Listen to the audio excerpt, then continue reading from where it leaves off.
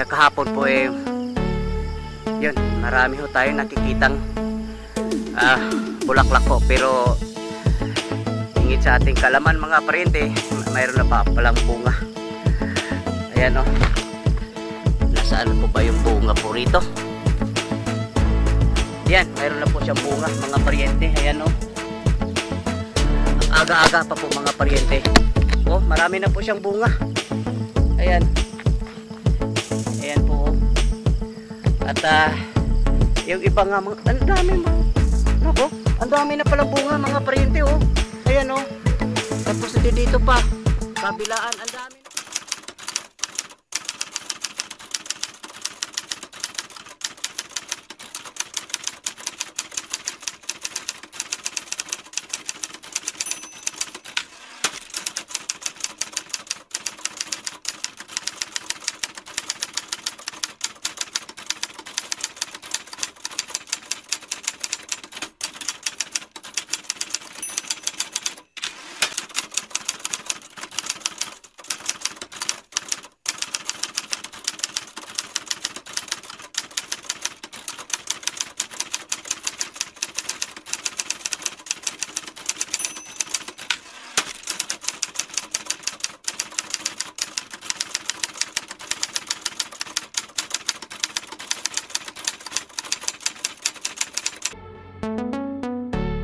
Yan mga paryente, isang magandang araw.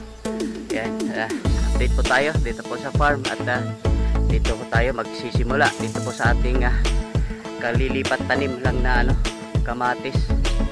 Ito po ay 2 days pa after transplanting. Yung variety po nito po ay Diamante Max, sa powered by East West pa rin mga paryente. Fan po kasi tayo dyan po sa East West. Ayan,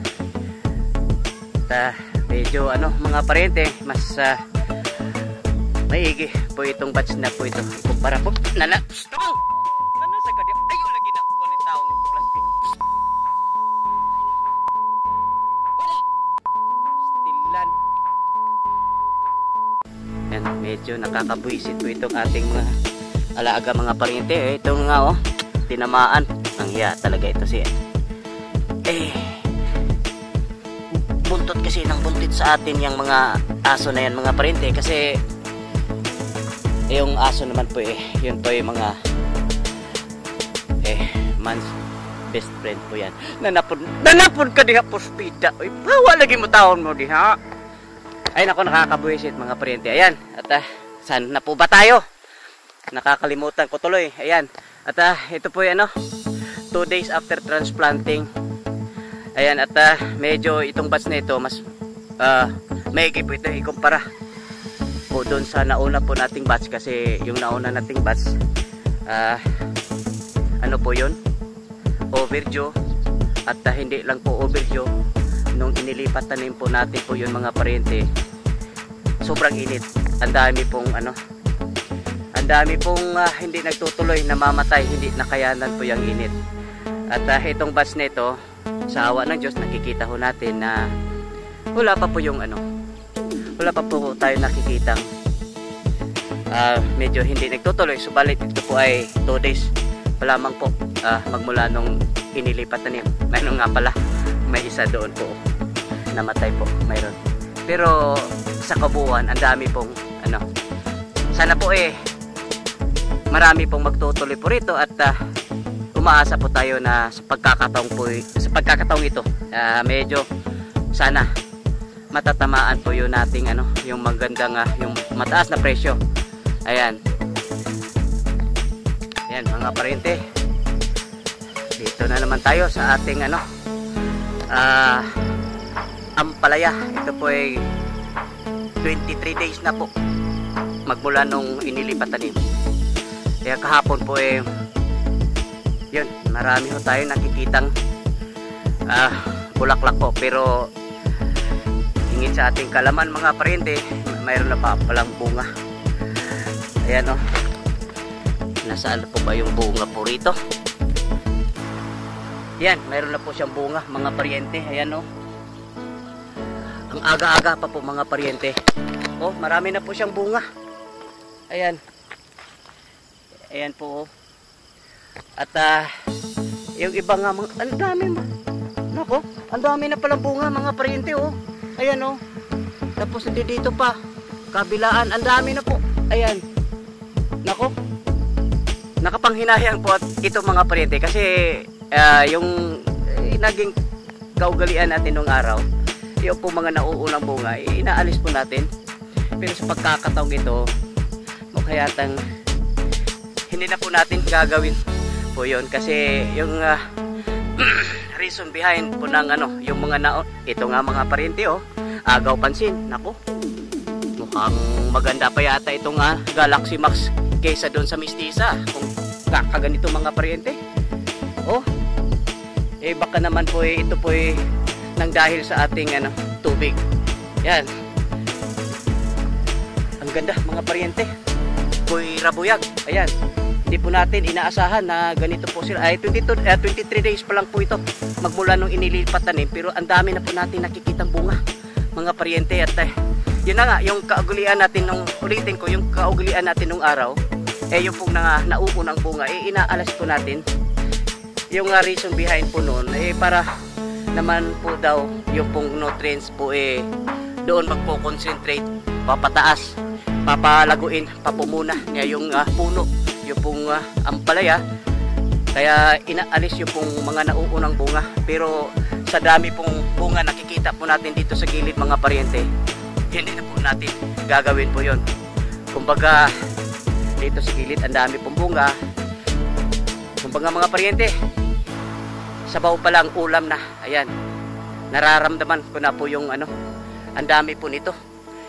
Hindi na po natin tatanggalin itong mga nauunang bunga mga pariente kasi napakarami, napakasayang. Yung actually mga pariente, umiikit po ako ngayon kasi hinahanap ko po yung sign of early, yung pamamara ko. Yun pong hinahanap ko mga pariente.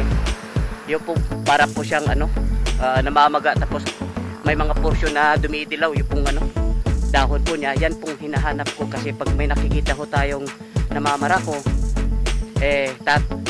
bubulutin kaagad po natin. Ayan, at mukha yatang maganda pa po itong ito pong Galaxy Max kung hindi lang po ito magkakaroon po ng sakit.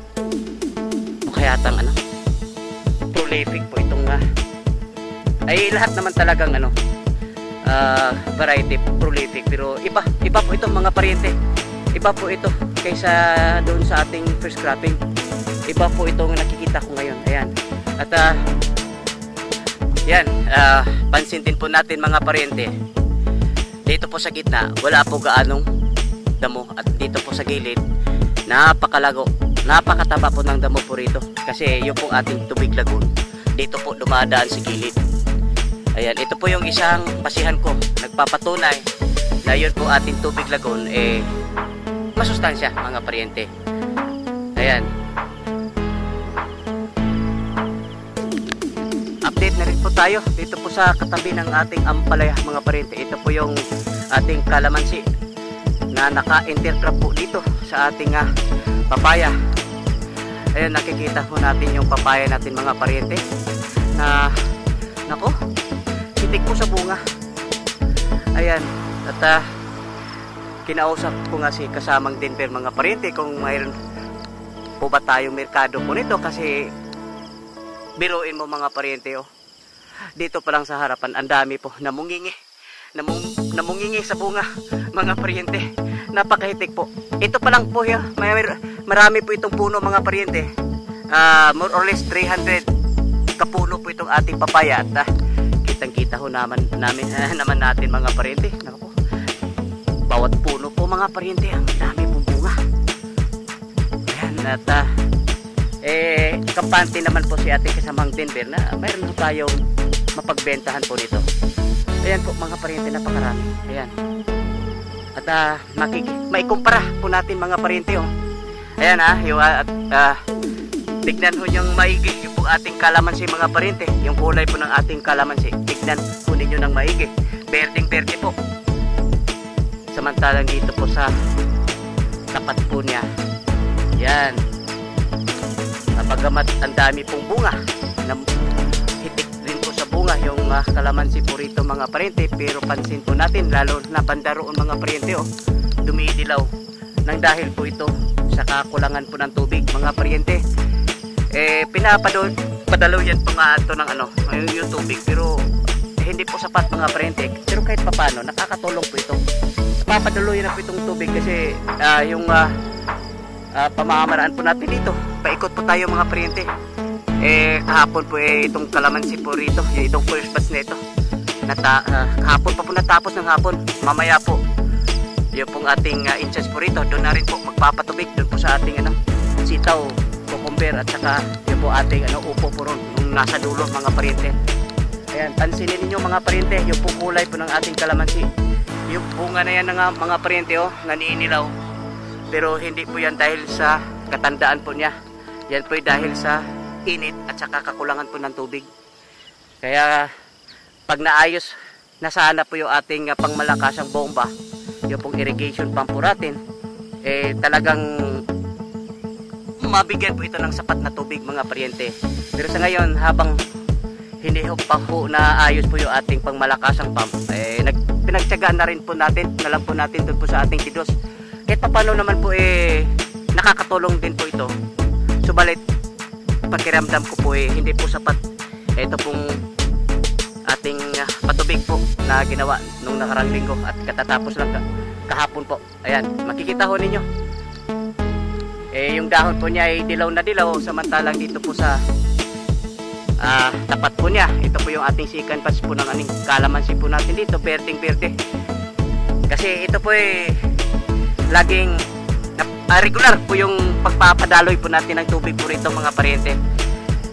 Kasi nga po isang daloy po ng tubig po dito ng ating tubig lagon, kabilaan po yung pong ating kasi ito po yung ating kalamansi, dumating sa isang minsan po itong ating papaya nga pala, dumidilaw po yung dahon.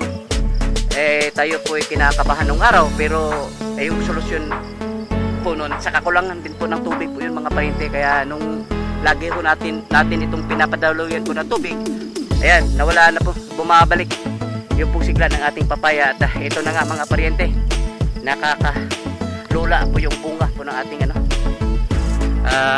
papaya. Ayan, mamaya po silipin po natin yung boting tubig lagon na nandoon, kasi habang nandito po tayo, lagi po kung sinisilip po yung ating tubig lagon po doon. Baka mamaya ay makaligtaan po ng ating in-charge, hindi po na masilip po ron, baka mamaya ay wala na po tubig po ron, tapos pinapatakbo po yung bomba, baka naman po masira ulit. Ayan mga pariente, sisilipin po natin yun po ating tubig lagon, kasi pag nandito po tayo sinisilip ko talaga yung pong ating tubig lagon. Baka mamaya makaligtaan po ng ating in-charge po dito sa patubig, hindi po niya masilip po yung level po ng ating tubig lagon po, baka mamaya masisira na naman ulit yung pong ating bomba kung sakasakaling mababa, sobrang baba yung level po ng ating tubig lagon. At mga pariente, kung makapapansin po ninyo, mayroon pong mababaw na kanal po rito sa pagitan po ng ating kalamansi. Kasi dito po namin pinapadaan po yung ating tubig lagon. At tingin ko naman mga pariente, yung ugat po ng ating bawat puno po ng ating kalamansi, malamang na nagpang-abot na po yung dito sa gitna. Kaya dito na po natin pinapabahan sa gitna para dalawa na po yung pinapatubigan po niya. Kasi pag hindi po natin ginawa po ito, matagal po makarating po yung tubig lagon po natin doon po sa dulo. Kasi dito muna siya, magpa-flooding po siya dito muna, tsaka baka mamaya kapusin po tayo sa tubig lagon. Baka mamaya kalahati pa lang po dito, mababa na masyado po yung ating tubig lagon. Kaya ito na ho yung ginawa ko nating paraan para nga po yung buong kalamansihan po natin dito na side ng mga pariente, kasi mayroon din po tayong kalamansi dun sa tapat po niya, mapapatubigan. At kahapon raw po natapos na po ito. Bagamat sa tingin ko kulang na kulang po yung pong yung tubig po na binibigay po natin, pero kahit papano po nakatikim po sila ng tubig. Ayan. At ito na nga po yung ating, nako, ayos na ayos mga paryente. Mataas po yung ating tubig lagoon po rito. Ayan. Ayan, ito po yung gusto ko nating mangyari. Kasi safe po yung ating pompa. At saka patuloy po yung ating pagpapatubig po rito mga paryente. Ayan. Ayos. Update na rin po tayo dito po sa ating talong mga paryente. Ayan, medyo matatanda na po itong ating talong. At hapon po harvest po natin. At pansin po natin na ay talagang bumagsak po yung ating harvest po kahapon. At yung pong quality po ng ating talong hindi po kagandahan mga paryente. At makikita naman po natin sa dahon po ng ating talong, hindi na po siya kagandahan. At tingin ko po pag nagpapalit na po ito ng dahon, pag regular na rin po natin itong mapapatubigan, manumbalik pa po itong matagal pa yung puno po niya mga paryente. Batang bata pa po yung puno po niya, hindi pa po ito matanda mga paryente. Ito po pa lang, 8 buwan pa lang mga paryente. At 6-7 buwan na po yung pitasan po rito. At hindi na po masama po yun. At kahapon po yung practice po natin po rito, pagkatatapos ng pitasan magbibigay po tayo mag-i-spray po tayo mga paryente. Subalit kako nakikita ko mga paryente, wala po gaanong bulaklak. Kaya sabi ko, pass, humuna tayo ngayon. Hindi humuna tayo mag-i-spray kasi wala gaanong bulaklak. At wala ho tayong inaasahan na kukunti lang po yung inaasahan nato yung mga bunga. Makikita ho natin mga paryente, madalang na po yung bulaklak. Pero pag papasok na po yung tag-ulan mga paryente, at regular na rin po ito na mapapadaluyan po ng tubig lagon, ako naman po kampante na manumbalik po yung sigla po natin itong talong po natin. Ayan. At gusto ko lang din po sabihin mga paryente na ito pong talong po natin sa napakatagal na po mga paryente, hindi na ho tayo nagbibigay po ng commercial o synthetic fertilizer po nito. Doon na lang po tayo umaasa sa ating tubig lagon, kasi nakikita naman po natin mga paryente lumalago siya nang dahil po doon sa ating tubig lagon. At ito naman po yung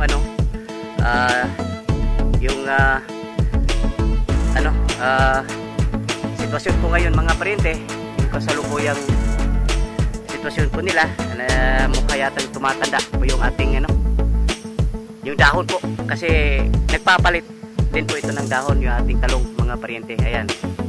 At diretso po tayo rito po sa ating kalabasa mga paryente, kasi sa awa ng Diyos ang ganda po ng tubo po ng ating kalabasa. Ayan.